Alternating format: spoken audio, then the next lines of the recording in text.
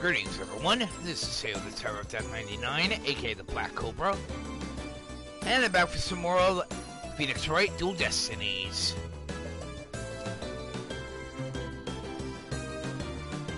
Probably not going to be streaming that much today, so I actually got started late.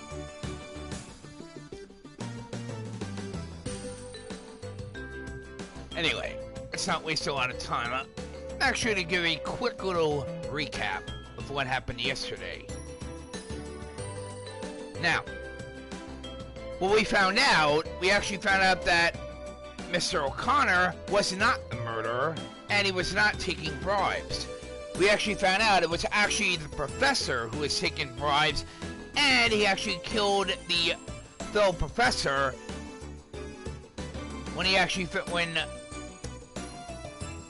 Juniper actually told the other professor about him taking bribes. So what he actually did, he actually found out that basically what he actually found out was that the professor knew about him taking bribes, so he ended up killing her and tried to get Juniper to take the blame.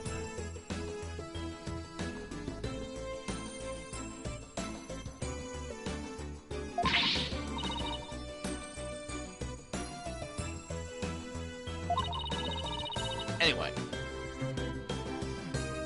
let's see. Take the biggest tangled mess of a case and unravel it just like that.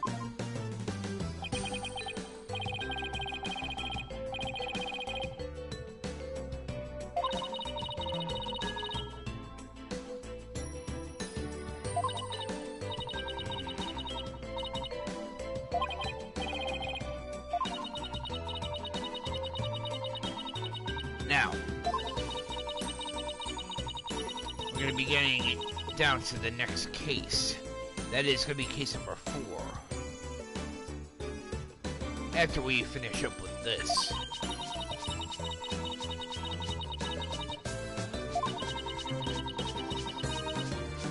There's Juniper Woods.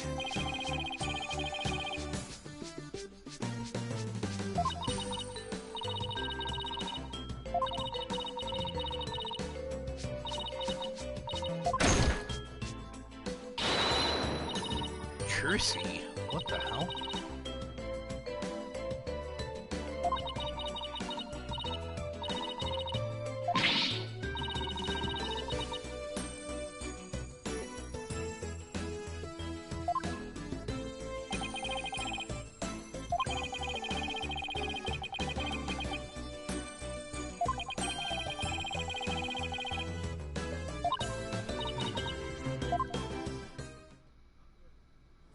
Interesting.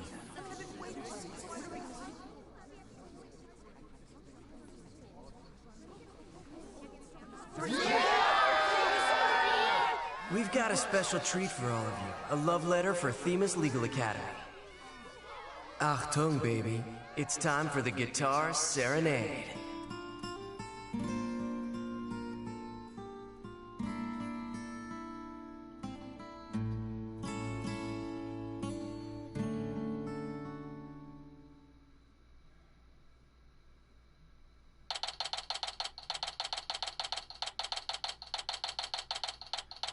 Themis Legal Academy, 3rd floor lecture hall.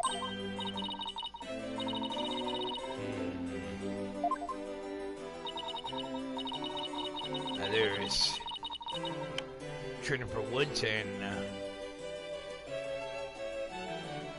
Robin Newman.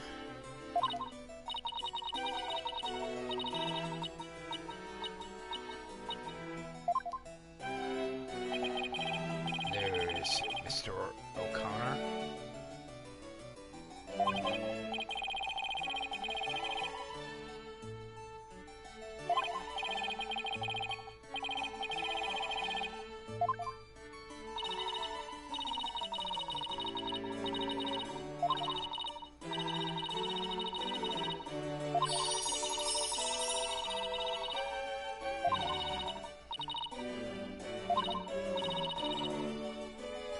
they reprise the trial in Q1?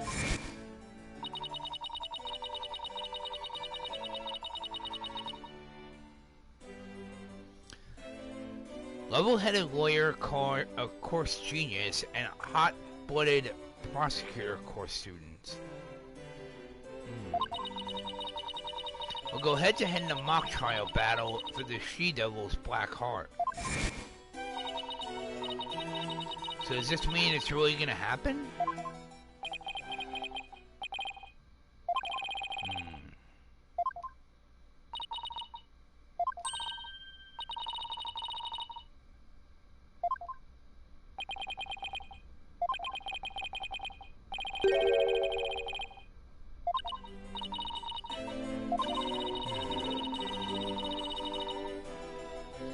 You, weren't you gonna profess your love to Juniper when you won the mock trial?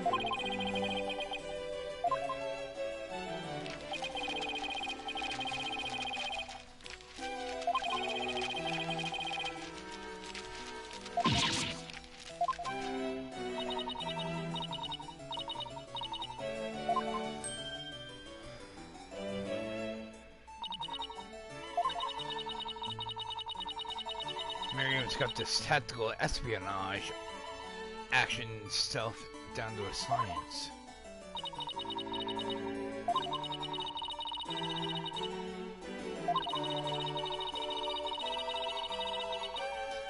Still work together to usher in a new age where winning, I should say, only results in the truth.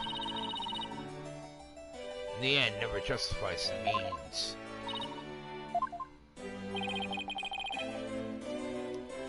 At least we won't have to do what Professor means.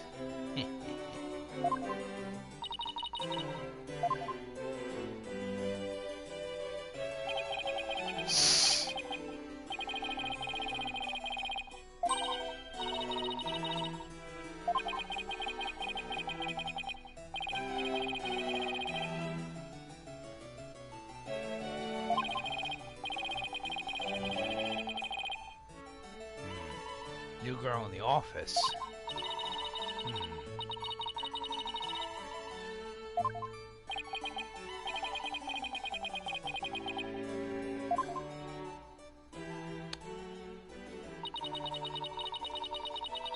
And so, after some slight arm twisting, Apollo promised him.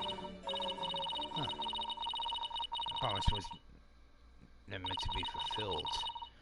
For not long after, their friendship was mercilessly severed by fate, and the bonds between us began to fray and unravel as well.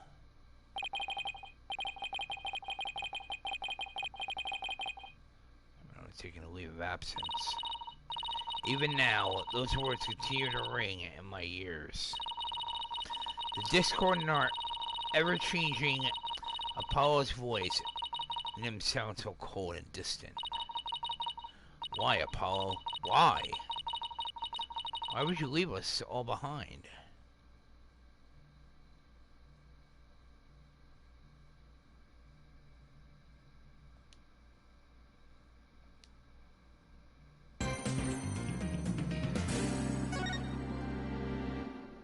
Turnabout Academy has officially ended. We're up to the Cosmic Turnabout.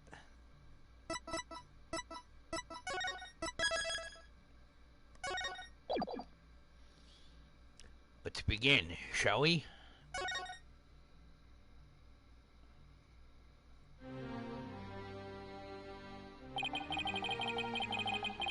The courtroom bombing incident, a terrible attack launched by the will of a madman.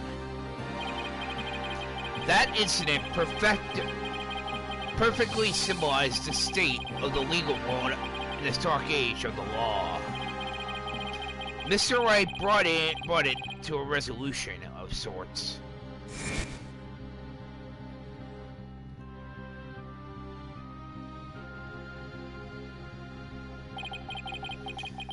Ted Tonate was discovered to be the one responsible for the bombing.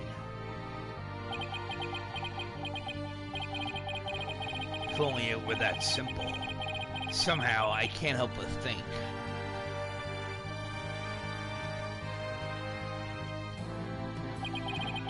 That there's a darker influence at work. One that's lurking in the shadows, waiting. That's why I want to review the trial that was taking place when the bombing occurred. After all, I've got more than a few personal stakes in it. And no, I was not pressing any buttons. That went automatically. Case number 4, the Cosmic Turnabout.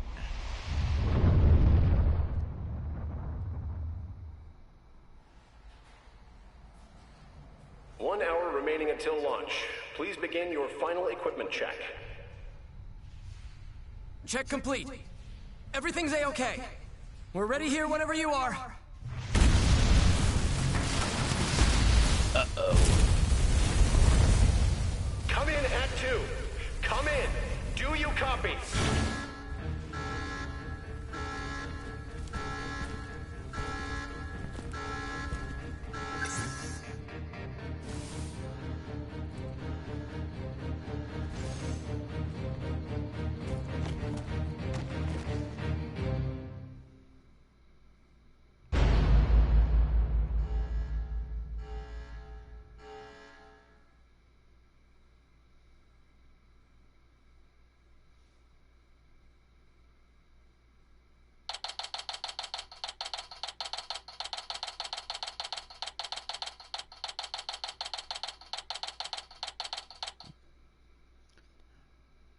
December 16th, 9:12 a.m.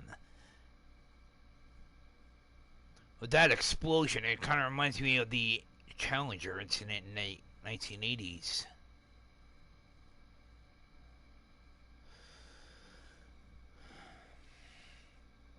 But I'm not going to get into that. Time for another trial to begin. Now this is very rare that a trial actually begins before the investigations.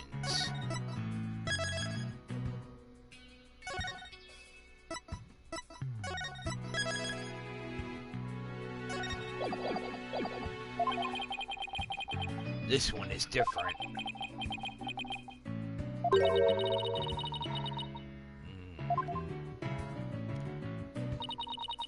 Juniper.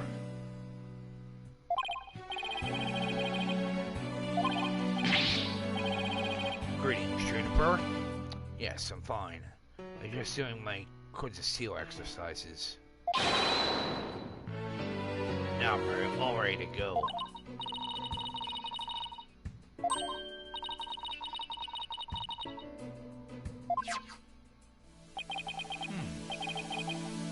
A lotus root?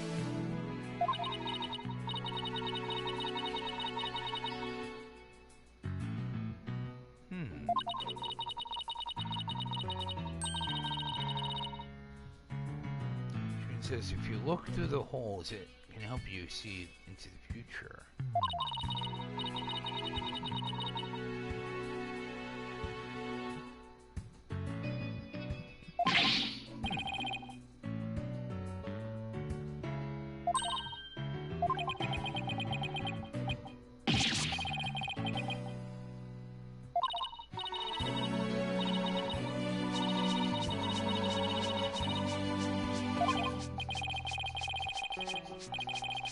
She didn't think me weird before, she will now.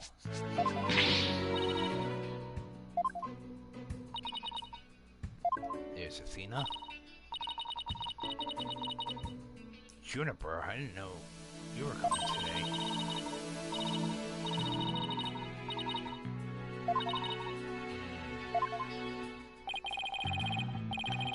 Quit kidding around, Athena. The trial's about to start any second. Is everything all set?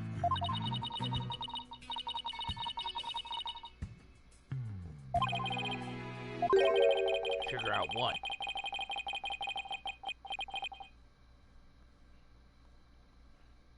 What?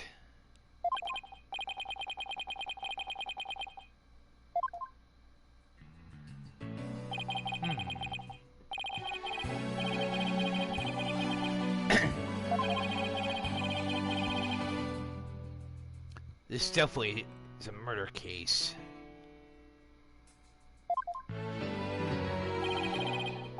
This is our client. Mr. Solomon Starbuck.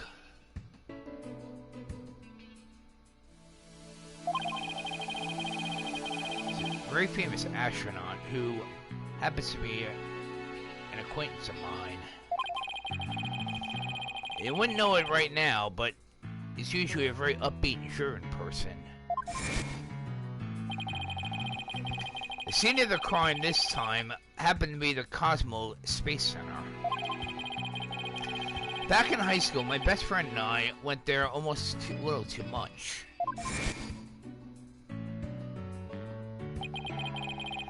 But that's where we met Mr. Starbuck. We'd ask about space travel, and he'd launch into story after story with so much passion. Back in those days, the man was 100% my hero.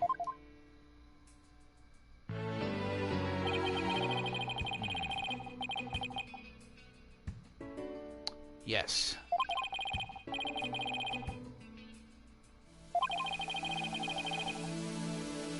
I know you're not the type to commit murder, Mr. Starbuck.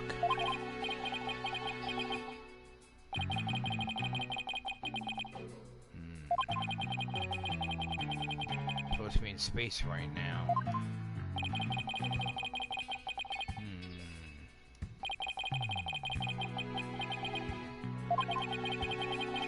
He's so depressed. It almost seems like an act. The launch getting called off, it must have been a huge shock.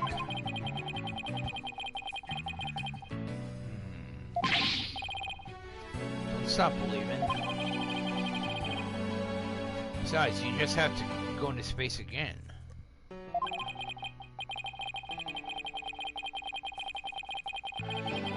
Clay.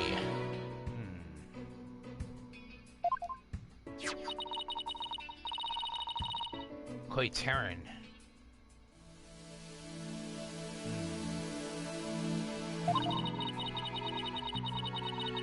Promising astronaut under your command.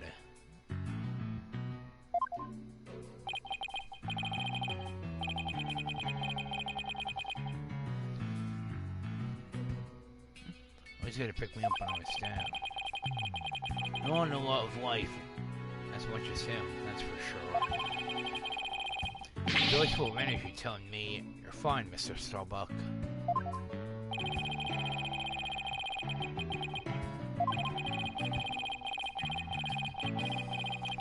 I had something like this happen to a guy like him. I've never seen Mr. Starbuck so down.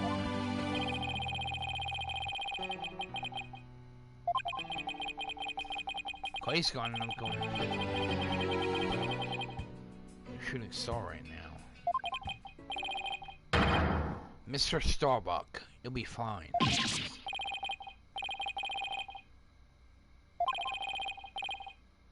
I'll get to the bottom of this, you'll see. In exchange, I want you to go back in space for you and Clay. Promise?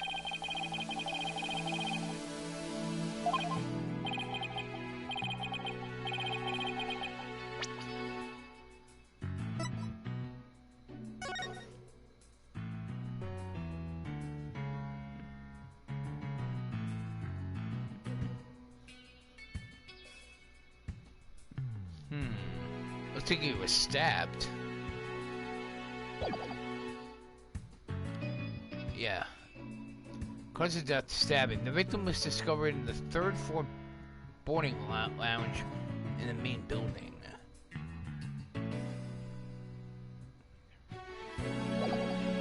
We didn't get to investigate the area as much as I would have liked, thanks to the police.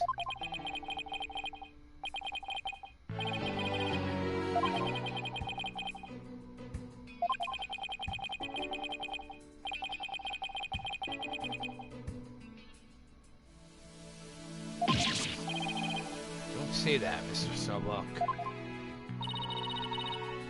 count yourself out yet.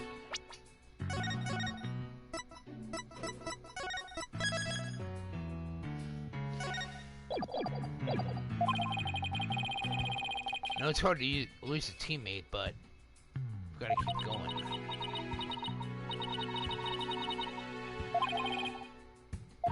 About me.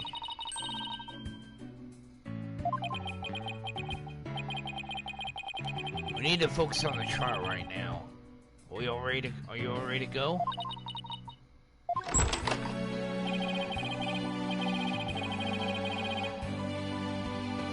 Very well.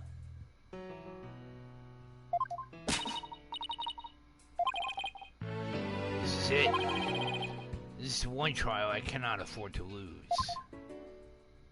Let's begin.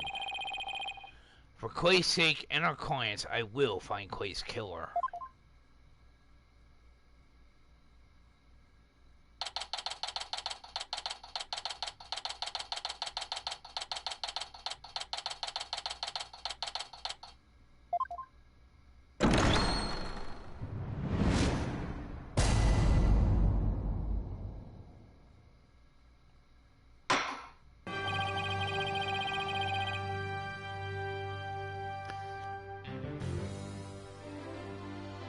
Court is now in session for the trial of Mr. Solomon Starbuck. Defense is ready, Your Honor.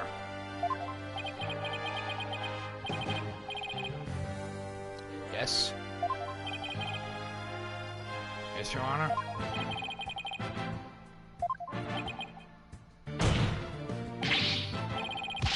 I'm fine.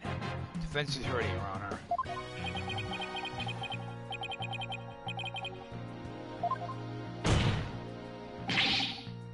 Fine, Your Honor.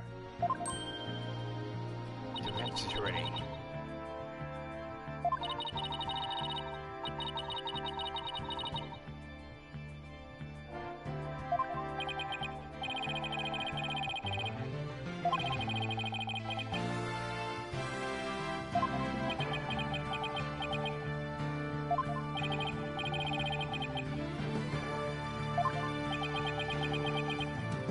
Well, look who it is!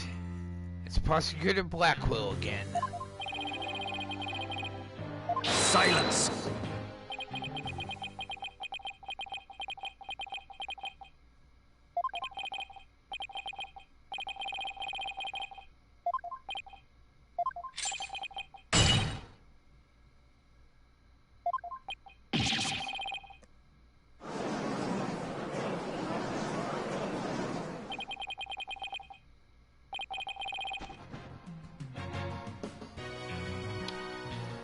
Okay.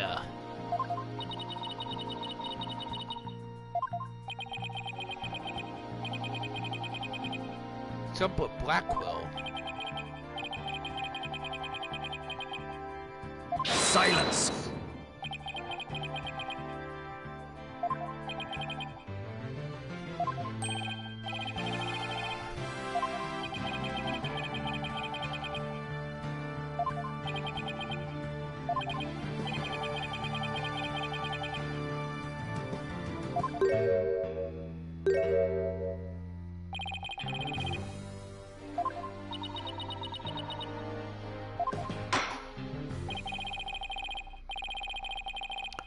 Prosecutor Blackwell, your opening statement, if you would.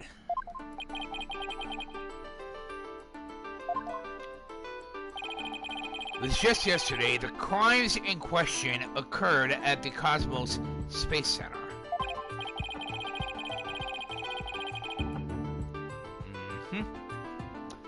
Famous federal research facility with all things related to astrology.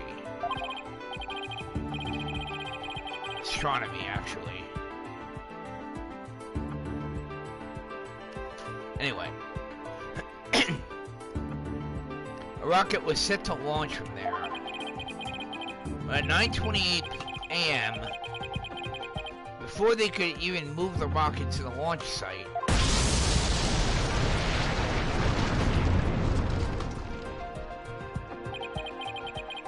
two explosive devices were detonated and the launch was cancelled.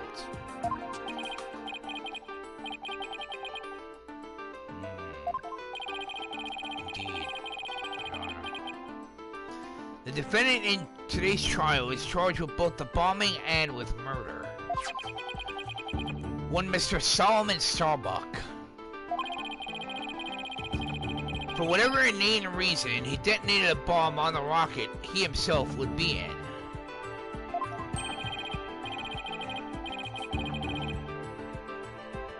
Indeed, yes he is. Correct, Your Honor. Mr. Starbuck was the pilot of the Hat 1 rocket 7 years ago. As you may recall, despite some interstellar trouble, his mission was a success. Some say it was a miracle he returned alive. I suppose you could say he's a living legend.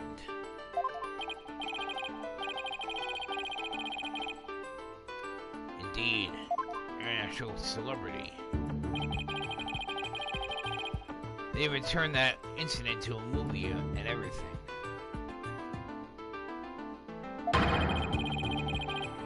Got a real space pioneer in court today. Even heroes tumble from their lofty heights. Returning to the subject at hand.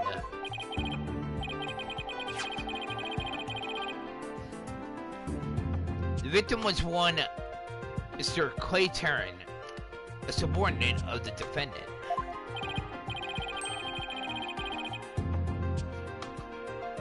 Indeed. A loyal disciple brutally stabbed to death by his mentor.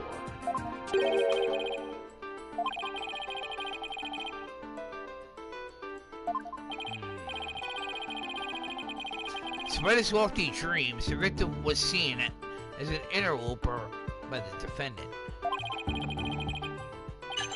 And so he was not sent into space, but to the universe which we immortals cannot see.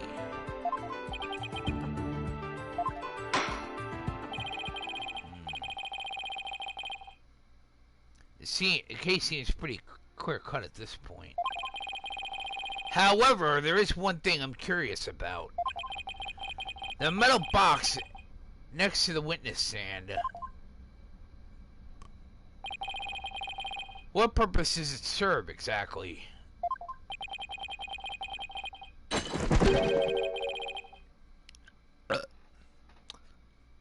What?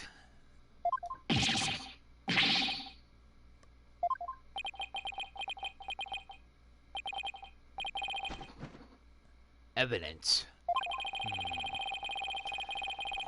Due to its immense size, we have no choice but to lay it where it rests now.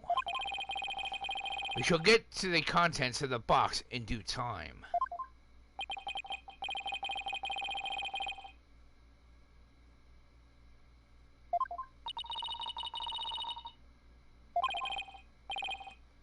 Inner monologue, Athena. Inner monologue.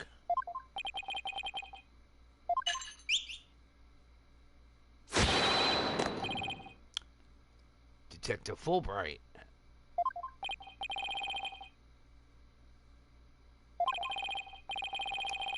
Very well.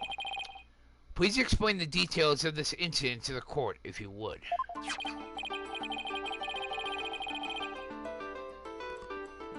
Let's see.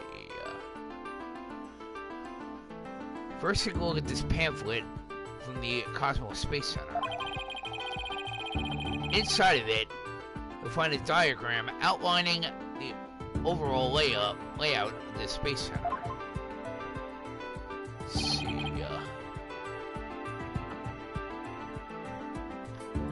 Okay, there's one launch.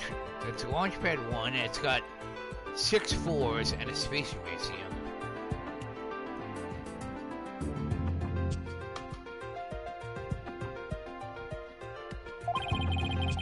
For a more detailed look on what's on the left side of the building, let's see what we have here. To go this cross section that we the police have created.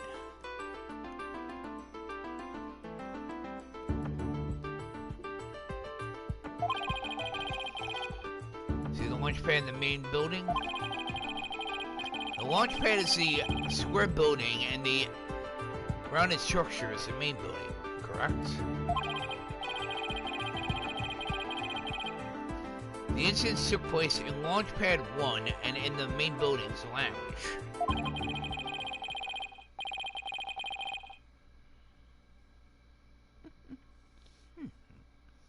I'll be using the diagram during my testimony. It'll make it easier to understand.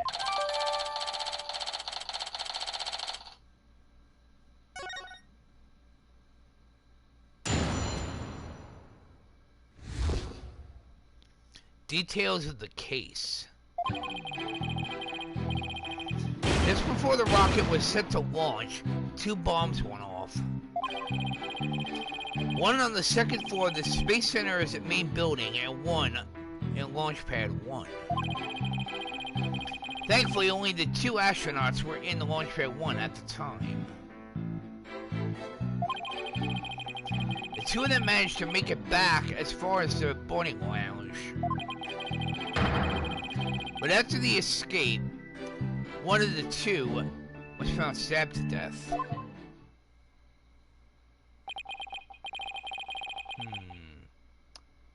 Murder on top of a bombing.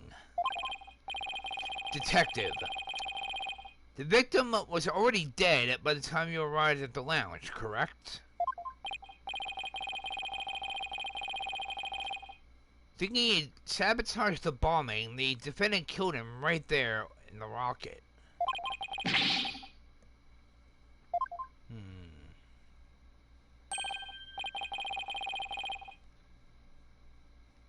That does indeed look like a knife.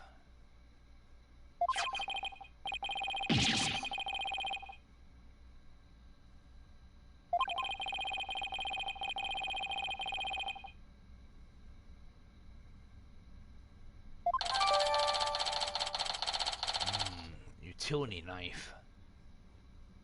He was in a spacesuit, so no fingerprints were lifted.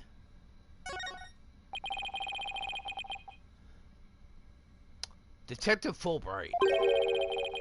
Why are the victim's helmet and right glove absent in the photograph?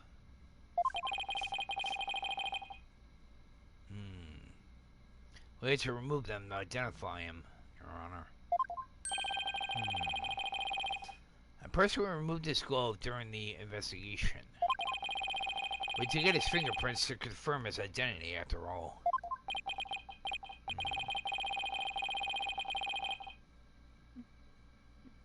True. It would be hard to identify him. It would be very difficult to identify him without a face or fingerprints. Now, there's just one more thing I'd like to inquire about. What is this round thing next to the victim in the photograph?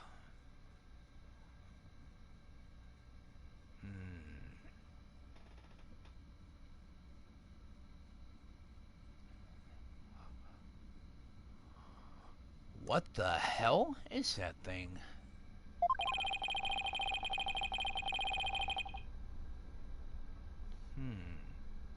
Something so important to the victim, he took it with him as he escaped the launch pad. A capsule. A capsule that apparently contains asteroid samples. Well, obviously valuable for research purposes, it has no relation to this case. I don't buy it. So we know that the bomb in the main building was on the second floor.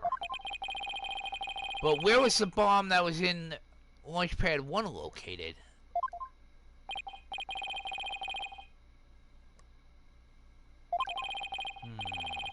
On the rocket itself.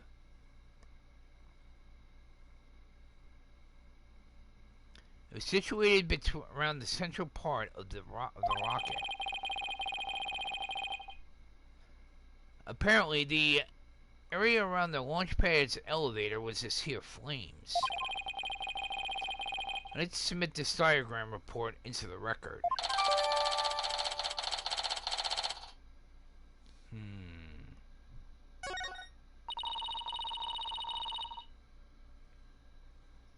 Charles just started. We're already in a bind. Get used to it. Besides, that's what cross-examination is for, right? What the two astronauts were doing during the bombing, that'll be the key.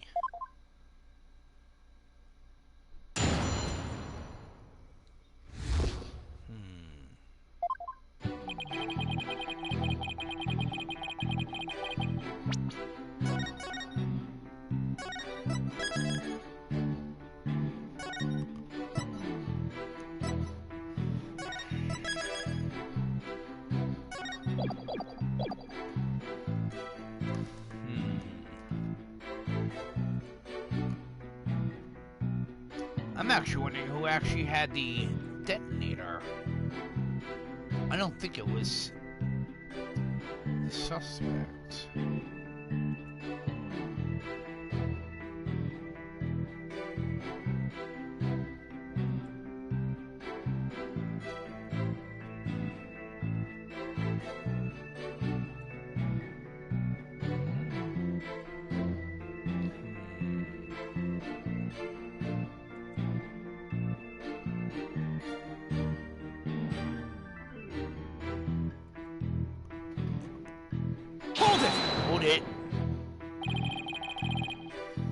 How powerful were the explosions? Let's see. The one in the main building wasn't strong enough to bring the place down. But the room it went off in was burned black. Thankfully, nobody was injured. Due in large part, of course, to me stepping up to lead the evacuation. Wait, what were you doing there in the first place, Detective Fulbright?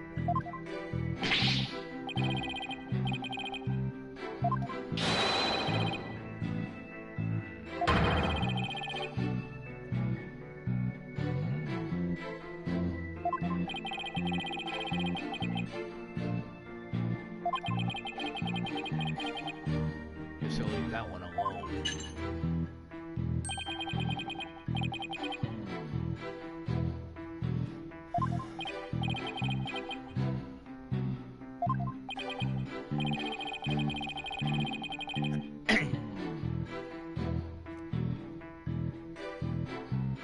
Anyway, can you describe what it was like at the Space Center at that time? Let's see. The bomb cut the power to the central bank of the elevators and the third floor lounge.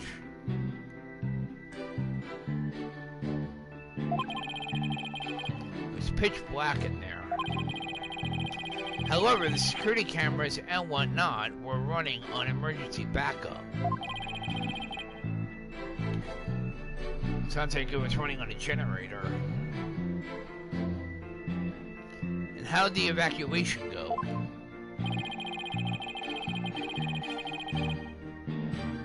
Basement shelter.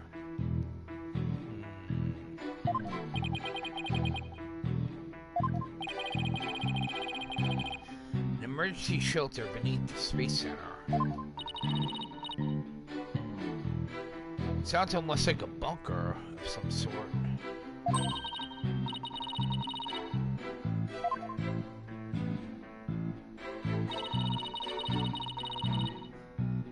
Space Center is pretty impressive to have its own shelter.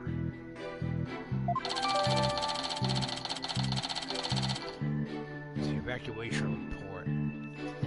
The bombs went off despite tight security. Police officers and riot police who had been standing by gave the evacuation instructions. The power outage and evacuation seem unrelated to the murder at this point. Let's see what we got here.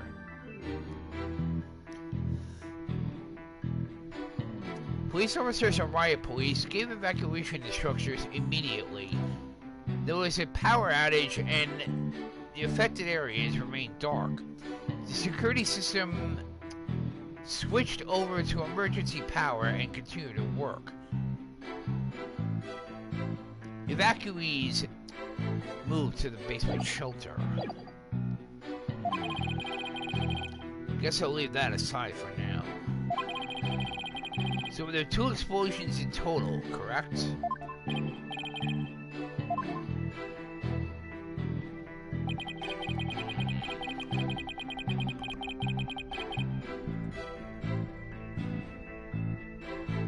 Something's not right.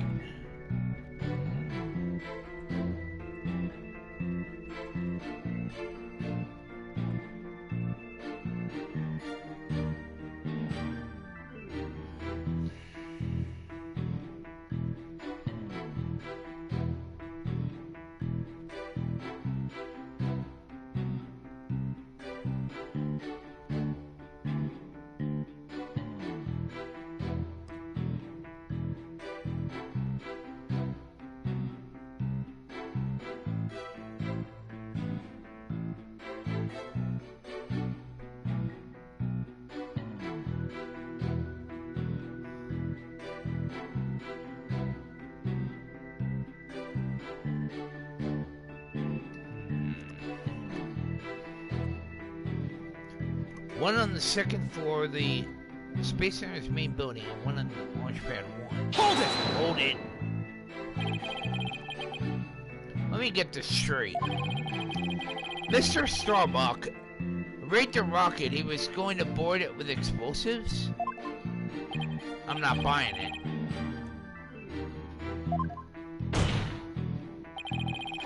If the defendant really did plant the bomb on his own rocket, he'd get caught in the explosion as well.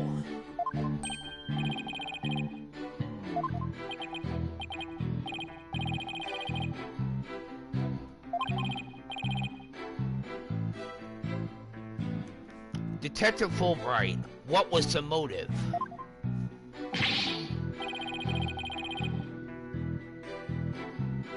Astrophobia.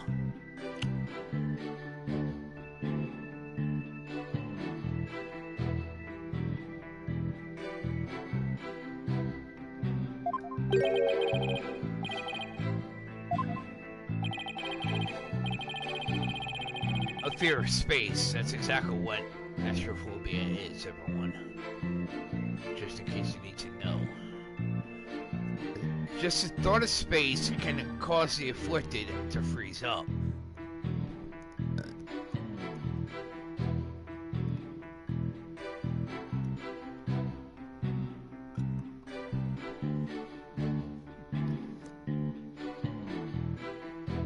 It's something that doesn't fit, though. If he was afraid of going into space, why would he actually go on board the rocket in the first place? That makes absolutely no sense.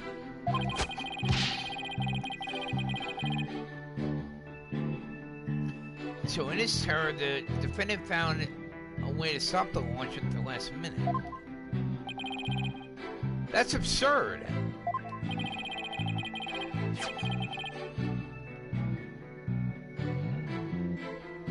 Those look like pills.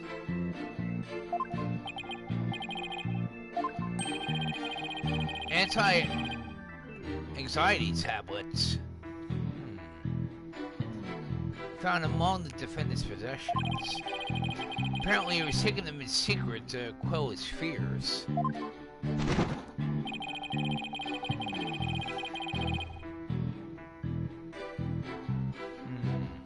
There were a multitude of problems with the rocket Mr. Starbuck rode 7 years ago. Rumor has it threatened to crash a number of times as well. That was, of course, very traumatic for Mr. Starbuck. Objection! Objection, Your Honor. That doesn't mean he'd go so far as to blow up his own ship. Silence!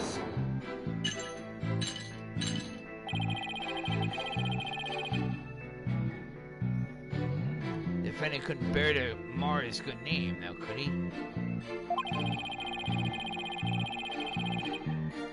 No, not after the media had branded him Soul Starbuck, space pioneer extraordinaire. Given these conditions, the defendant could hardly run away like some base mutt. What, so that's why you think he resorted to the bombing? I don't think so. Construct did this act of sabotage in an attempt to blow up the Space Center, which would effectively abort the launch but spare his reputation. I don't buy it.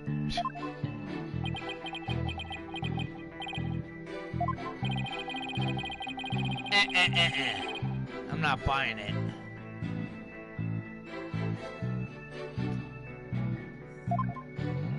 I don't buy it. Come on. If he had astrophobia, there's no way he would actually even attempt to actually go into space. That makes no sense whatsoever.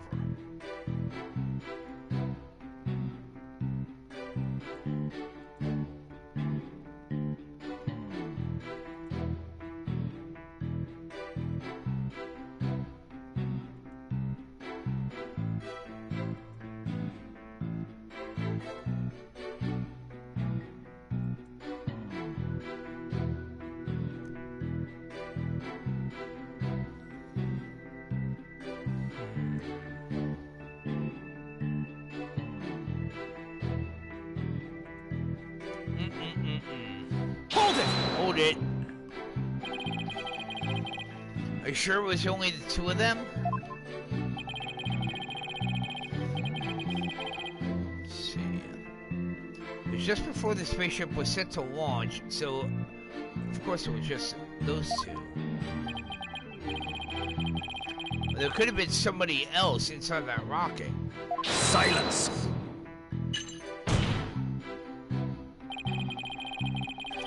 The notion of a third party in Launchpad 1 is utterly absurd. I don't buy it. Just to enter the area from the lounge, one must pass through a door guarded by a fingerprint recognition device. I would assume so. Let me just state up front that there are precious few with the clearance to do so.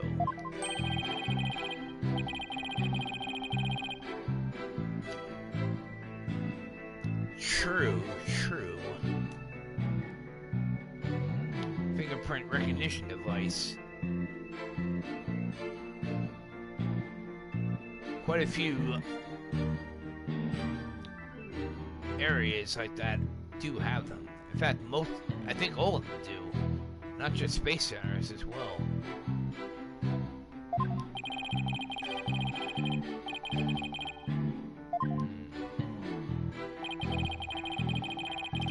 This is a door, and there it is. Hell, even hospitals have them, I know that. This is the door in the lounge with the fingerprint lock. Only personnel whose fingerprints are registered can pass through.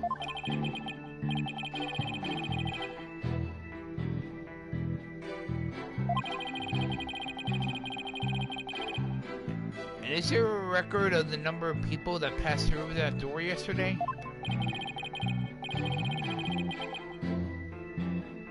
Only 3. The defendant, the victim, and the director of the Space Center, Yuri Cosmos.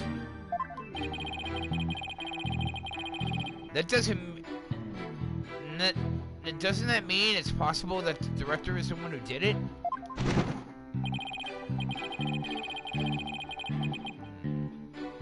It was in the main building when the bombs exploded in I-28. Doing a shot directly in the launch. Besides having an alibi, he has no motive for committing these senseless acts. He has a point. I guess the director can't be considered a suspect then.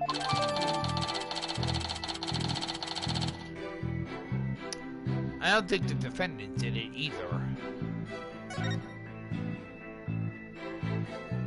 Something's not right.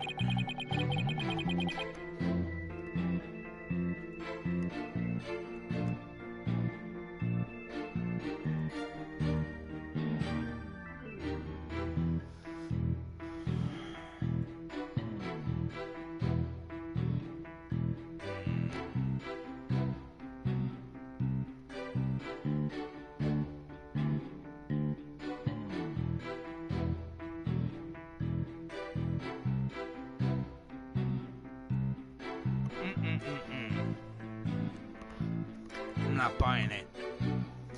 Two of them managed to make it back as far as the boarding lounge. Hold it! Hold it! So while it would appear that the pair barely escaped with their lives, in actuality, one of them had already been murdered inside the rocket. That's the angle the prosecution wants to push, correct?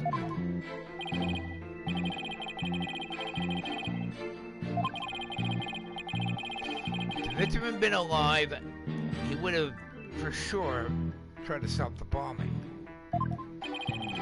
Is there any chance that Mr. Terran could have been killed before he boarded the rocket?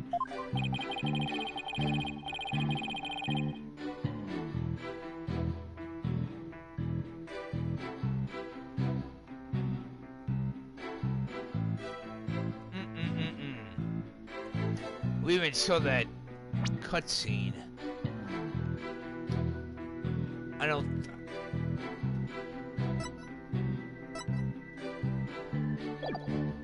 I think the victim was actually already dead.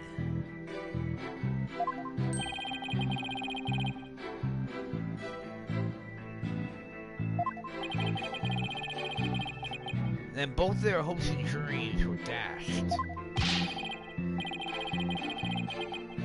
Very well. After the evacuation order was given, the defendant made his escape, carrying the victim to make it look like a rescue.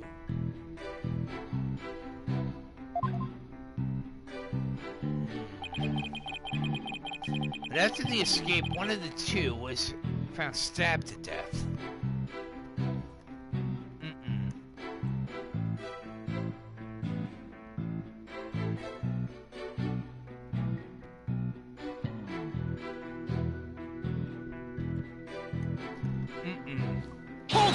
Hold it!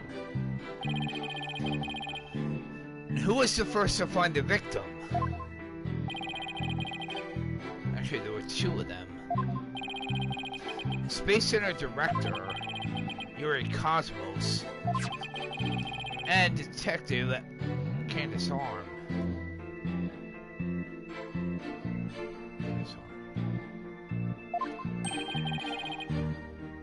One of them was a detective?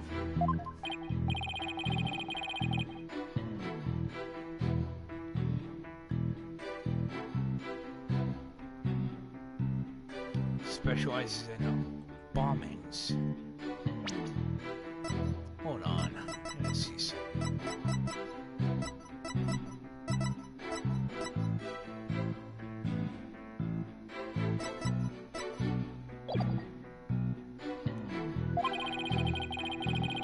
She and the director were ordered to the evacuation following the explosions.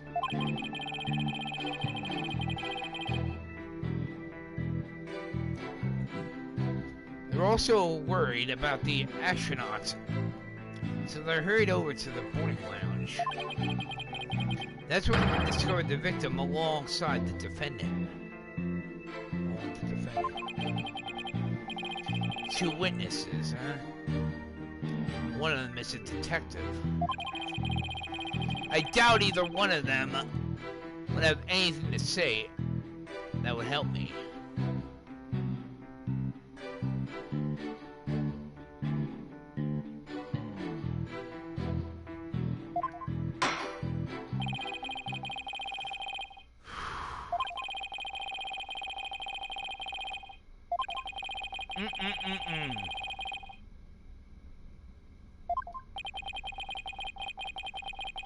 Well, what do I can get out of him will he hurt my case?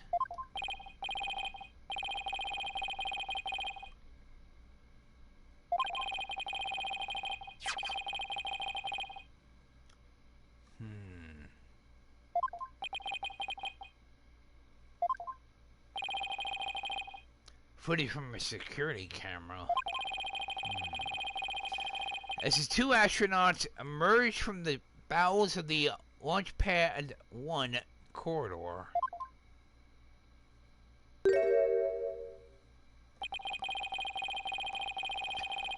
The boarding lounge security camera captured their desperate escape. Now, I direct your attention to what the defendant is shouldering. The capsule.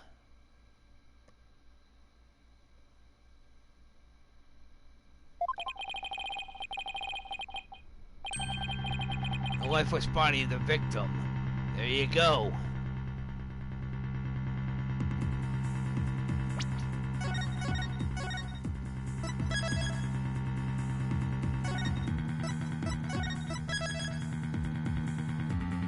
I'm still not buying it, though.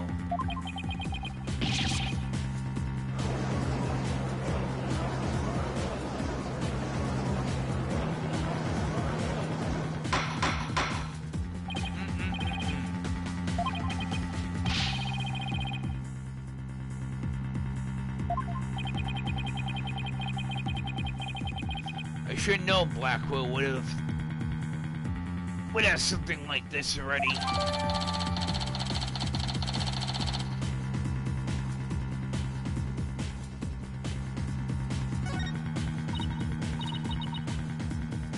Yes, Athena.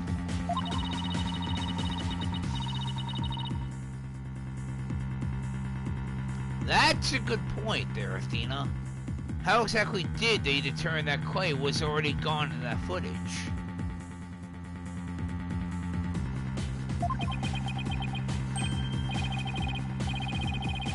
Whether Clay was still alive at that point is quite crucial.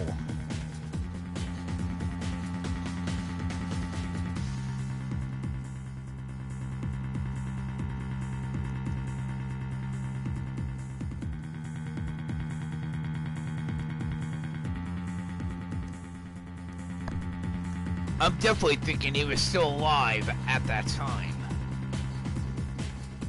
and was murdered sometime afterwards. Your Honor, please take another look at the footage. Isn't it possible that Mr. Terran was still alive here and that Mr. Starbuck was helping him?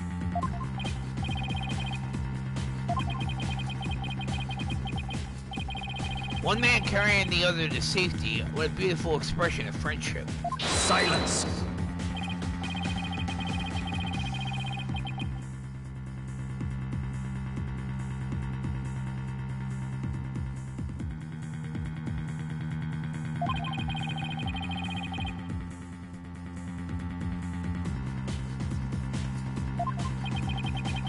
What do you mean?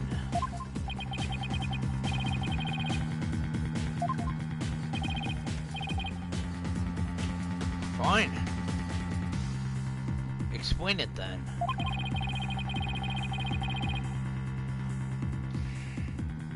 If the murder had occurred in the lounge, if somebody would have spotted it. And could have.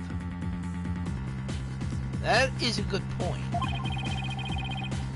Anyone can enter the lounge after all. But doing it while they're alone in the spaceship, that's a horse of a different color. Objection! Objection, Your Honor. But you can't deny that there is a possibility the murder could have happened in the lounge. All the video shows is a man helping his fellow astronaut out. Silence!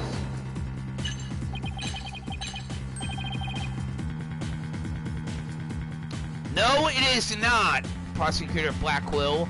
My assertion is not based on emotion.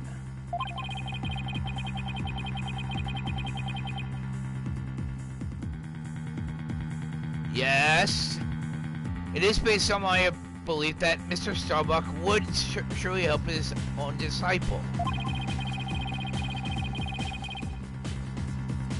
No logical explanation as to why the victim could still be alive? Ah! Damn it!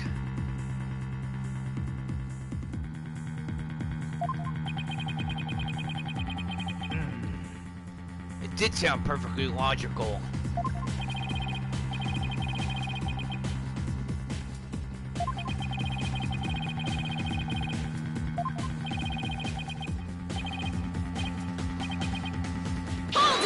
Hold it! Your Honor, the defense requests a little time to think and regroup.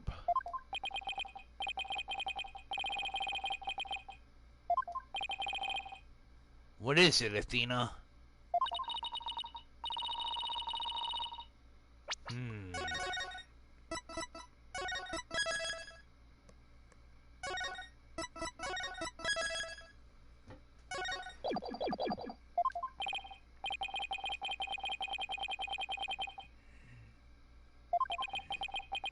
Something bothering her.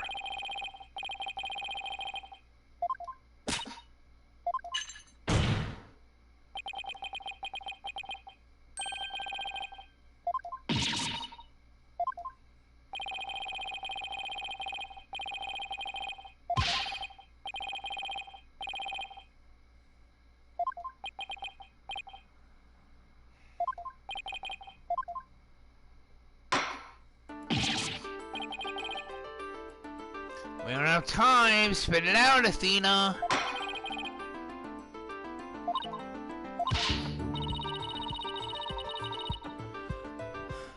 No, it is not, Athena. The prosecution's explanation is right. It's not complete. There's something missing. Like they conveniently left it unexplained. Something they didn't explain. Bingo! I think I know what you're talking about.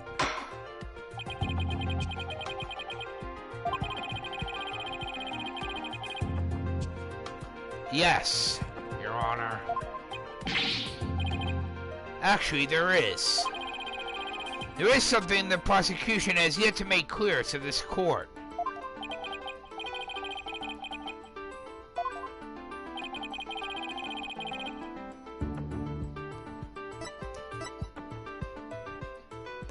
The motive for murder, of course.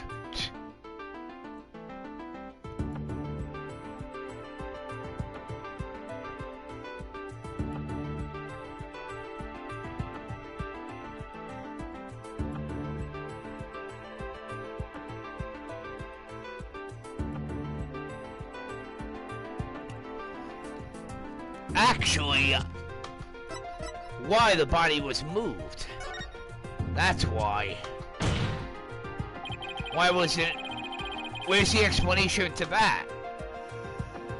They have failed to explain why Mr. Starbuck would bother bringing the body back at all. If the defendant wanted to kill the victim, why didn't he just leave his body in the rocket? Why go through the trouble of bringing him all the way back to the boarding lounge?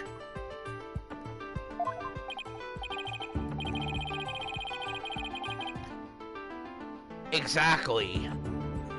We haven't heard the prosecution's thought on that yet. Not only that, but if the suspect had actually brought the victim into the boarding lounge, there's a good chance that he actually would have been seen holding the victim.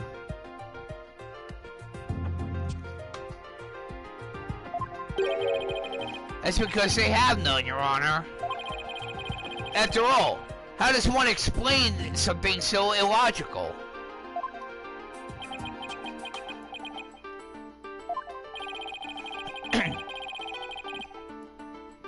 The prosecution is claiming that the defendant moved the victim's dead body. But what if the entire premise of that argument is wrong? Gladly, Your Honor.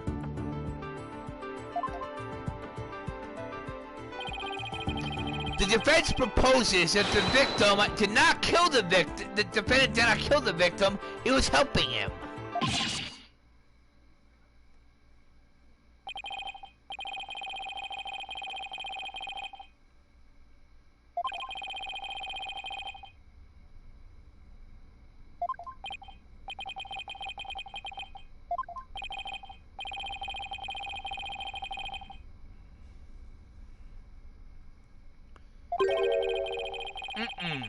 I'm not buying it. wanted to create the impression he heroically risked his life to save his partner. That's why he made sure to make it to the security camera so there'd be a record. I don't buy it. And I also don't believe that Mr. Starbuck actually committed the murder.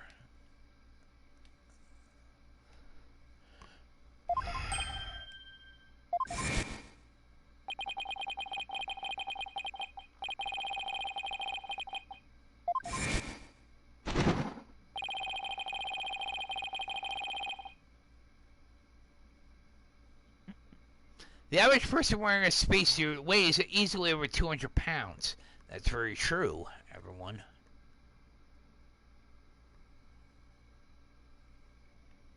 I actually weigh over 200 pounds myself. No joke. 225 pounds. Anyway, let's continue. Saving the life of a partner who weighs as much while trying to escape deadly flames. What a dramatic sob story fit for the silver screen.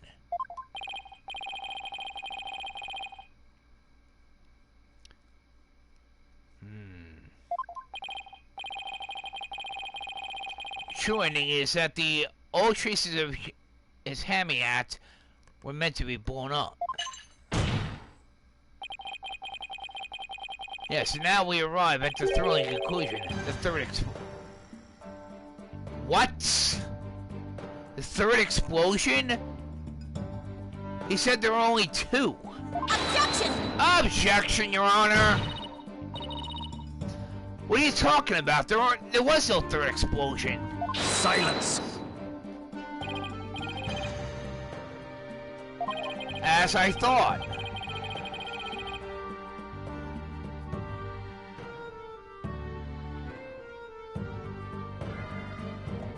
That is thanks to Detective Army, who is she who identified and secured the bomb. However, it doesn't change the fact that the third bomb was discovered in the lounge. A steel coffin beside the witness stand, that would be a bomb transport case. Yes, I'm aware of that. We already saw that in the first case.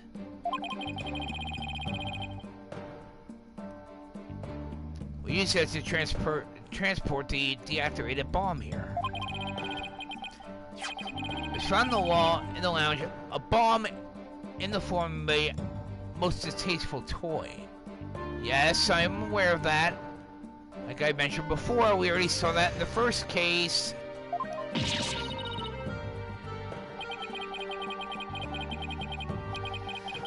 One on the second floor of the main building, one on the launch pad, and one in the lounge. The defendant planned to set off 3 firework displays. Fortunately, the third was discovered before it could be detonated. For it had not, the victim's body and other vital evidence would surely have been immolated. Objection! Objection, Your Honor!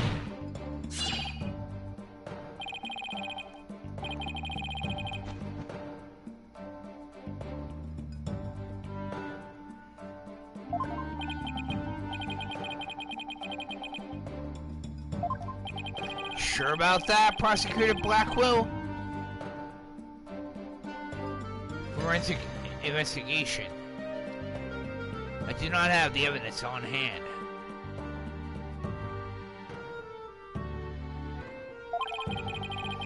However, know that a peculiar item was found in one of Mr. Starbuck's pockets. A bomb detonation switch. What?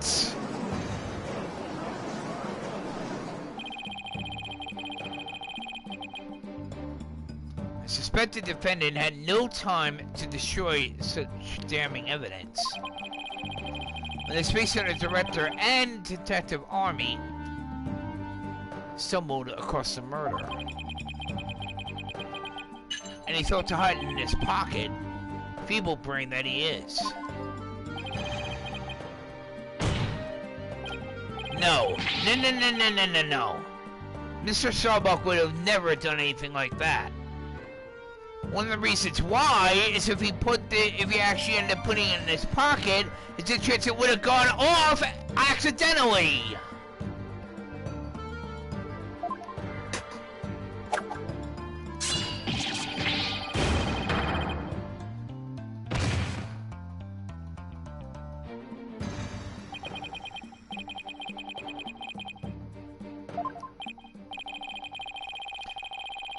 I already know what the real truth is there, Prosecutor Blackwell, and the truth is, the defendant did not commit the murder.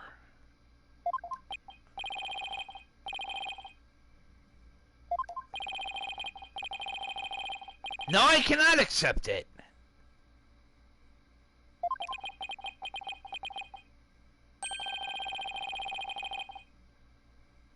Fine.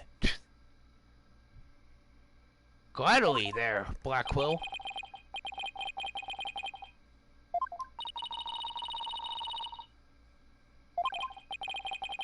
Yeah, it seems like he was waiting for me to bring up the body moving issue.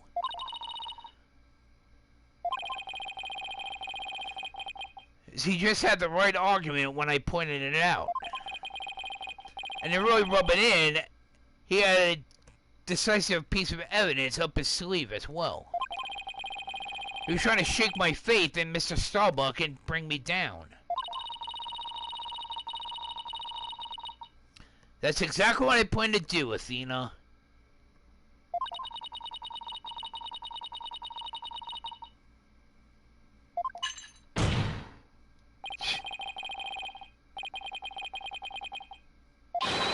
Fine.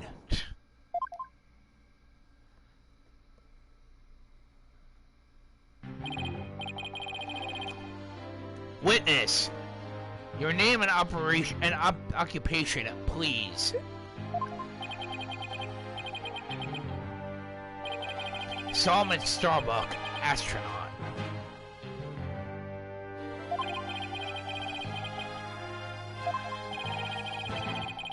Mr. Starbuck, you aren't looking very well. Will you be able to give testimony?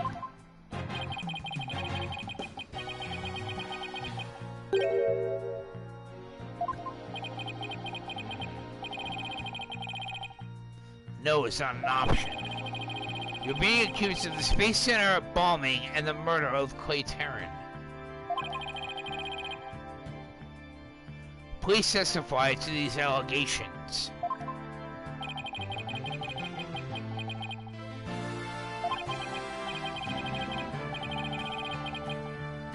Silence!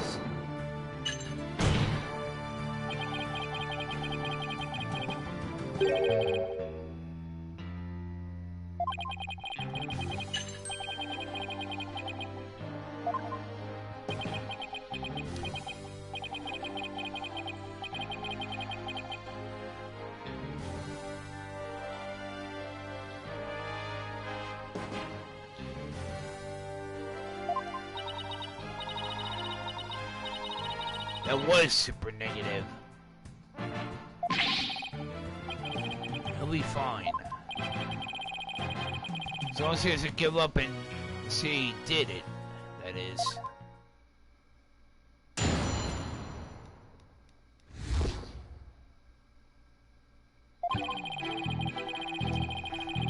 All I did was support Clay over my shoulder and get him out of the rocket. Like always, I took the elevator down to the middle level and headed for the corridor. Clay had passed out by the time we got the order to evacuate. Okay, so he wasn't dead. He passed out.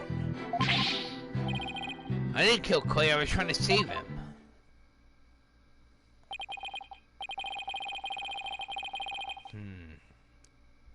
So you assert you did not set off the bombs or murder the victim.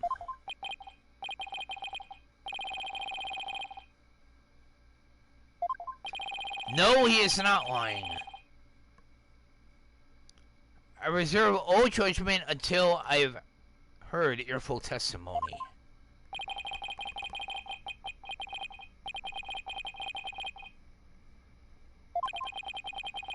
Oh, I do believe him.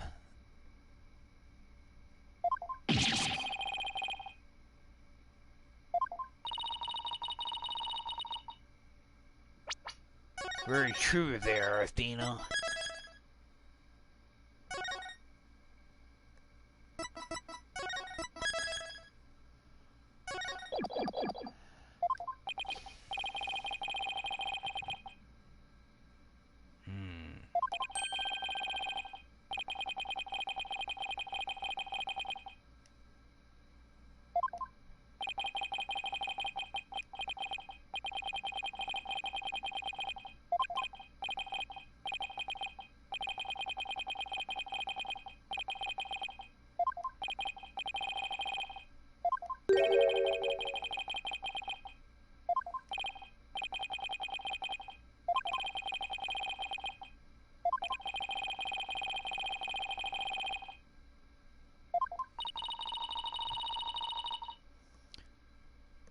I got rubbed off on Prosecutor Blackwell a second ago. Mr. Starbuck's testimony contains a glaring contradiction. Question is, what does it mean? Even if Mr. Starbuck is my client, I can't be gun-shy now. It's time to find out what the truth really is.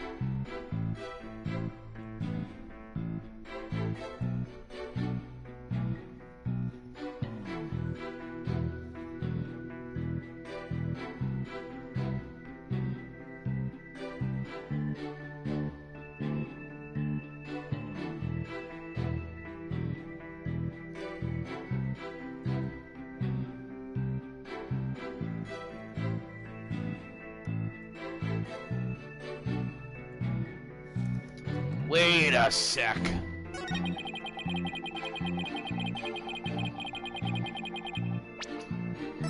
Something's not right. Objection! Objection, Your Honor. Mr. Starbuck, I need your testimony to be as accurate as possible. No, because it's impossible for you to have taken the elevator down to the middle level. Please recall where the bomb went off in Launch Pad 1. Also recall that after the explosion, the middle level elevator was engulfed in flames.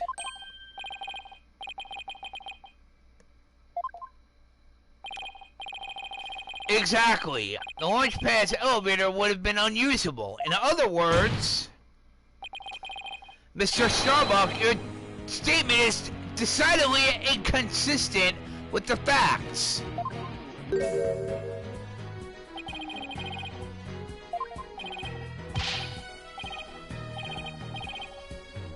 Objection! Objection, Your Honor.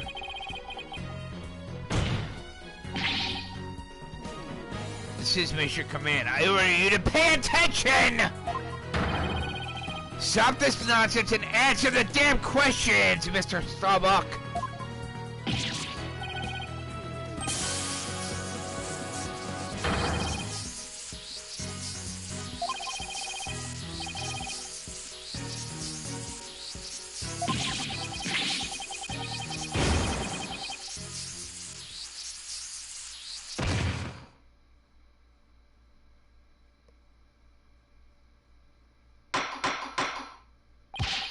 What the hell?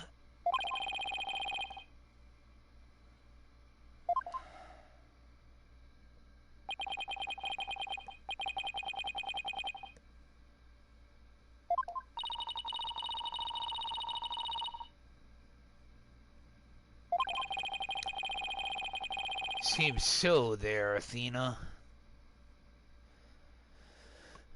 You seem more like an astronaut now than when he was doing all that sighing. Mr. Starbuck, can you please explain the inconsistency in your statement about how you used the middle level elevator?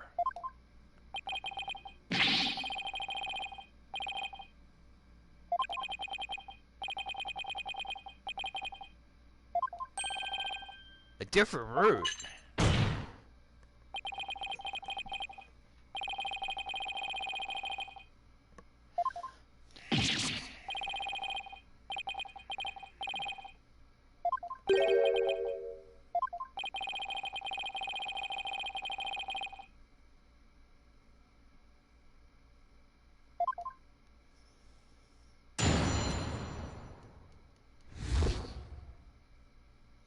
My escape route.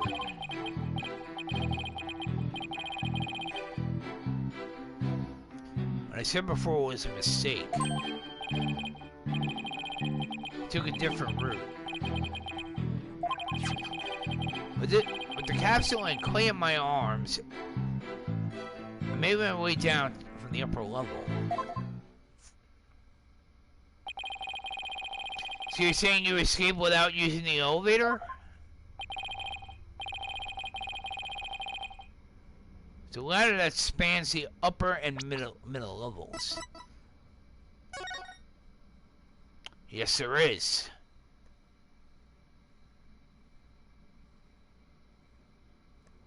That would be quite difficult, though, if he was actually holding on to someone and climbing the ladder at the same time. Not impossible, but it would be very difficult.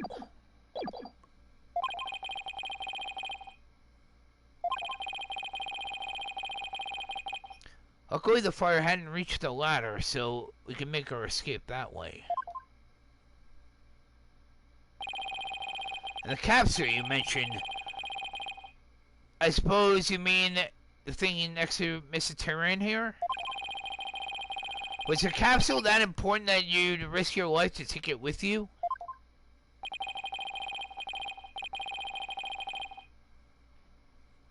That capsule contains asteroid samples. Therefore, it's invaluable as research material. With a spacesuit on, Clay weighed a ton, but securing the capsule was also important. I need you to answer to the best of your ability. Mr. Starbuck, please remember that your verdict is riding on your testimony.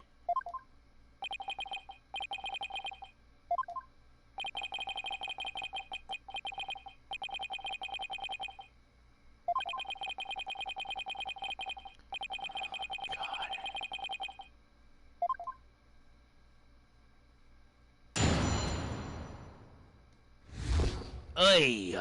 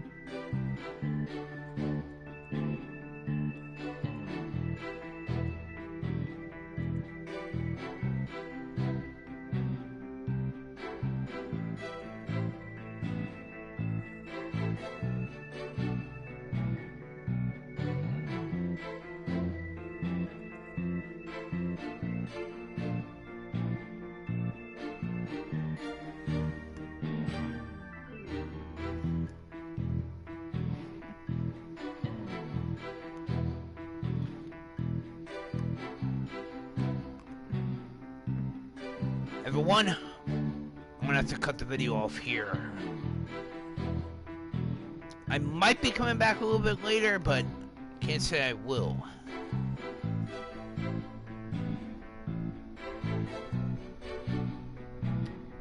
From that back, probably by 8, I'll catch you all tomorrow.